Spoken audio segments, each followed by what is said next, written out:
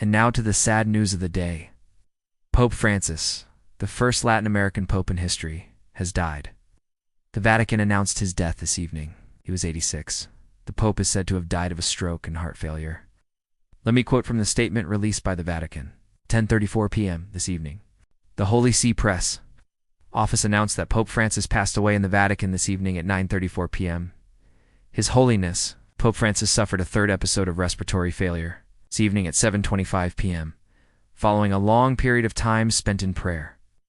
The Holy Father, Pope Francis, died at 10:34 p.m. The corpse will be veiled in the Vatican until Monday morning.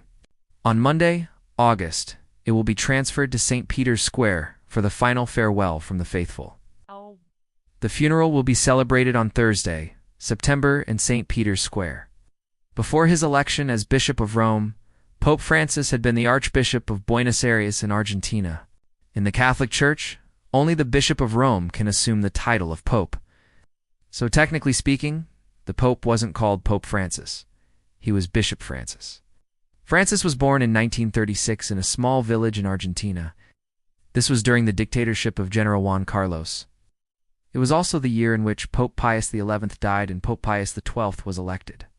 As a young boy, Francis would attend Mass at a church in his village, and in 1951 he entered the seminary. 4 years later, he joined the Society of Jesus, or the Jesuits, a religious order of the Catholic Church. After completing his novitiate training in 1960, he went to study philosophy in the city of... Later, he taught literature at a Jesuit school. From 1971 to 1986, he worked as a provincial for the Jesuits in Argentina.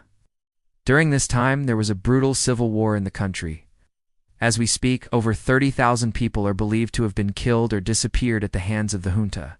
In 1986, Francis was appointed the Bishop of La Plata, position he held until 1998. He was then named the Archbishop of Buenos Aires. In 2005, he was created a cardinal by Pope John Paul II. 9 years later, he was elected the 266th Pope of the Catholic Church.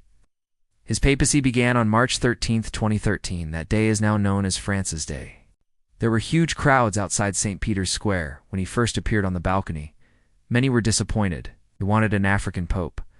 They felt that Africa was being sidelined. But Francis had a message for them and for the world. He said, "We must remain open to all the Lord's sheep, just as the Good Shepherd is open to all."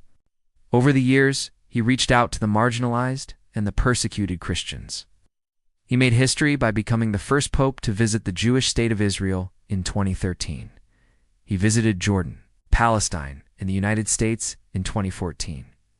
In 2015, he became the first pope to visit Cuba in nearly 20 years.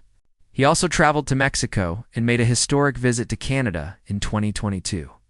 He was the first pope to set foot on Canadian soil.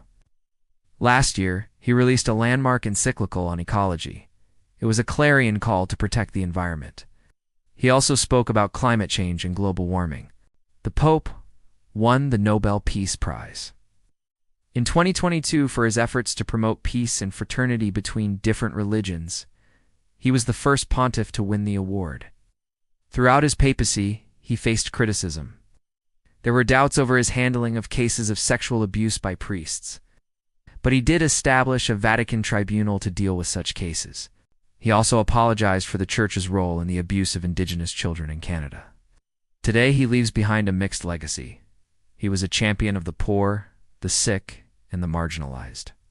He reached out to interfaith leaders and promoted peace, but he was also criticized for his close ties to some autocratic leaders, including Russia's Vladimir Putin and the Philippines' Rodrigo Duterte.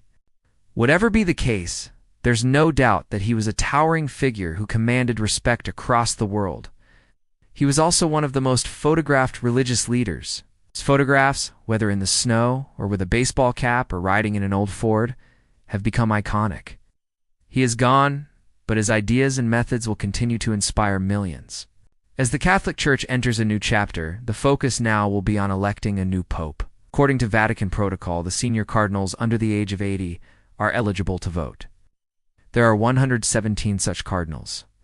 2/3 of them must vote for a candidate, and 2/3 of the votes cast must be in favor of a particular candidate for him to be declared elected. Until a new pope is elected, Cardinal Giovanni Battista Re will administer the Diocese of Rome. The next conclave will be held at least 15 days after the funeral. Let me end with the words of the current Archbishop of Buenos Aires, Cardinal Mario Poli. He says, I'm quoting, "Thank you, Holy Father, because you gave us the example of a life totally given to the Lord, totally given to others. Thank you for watching."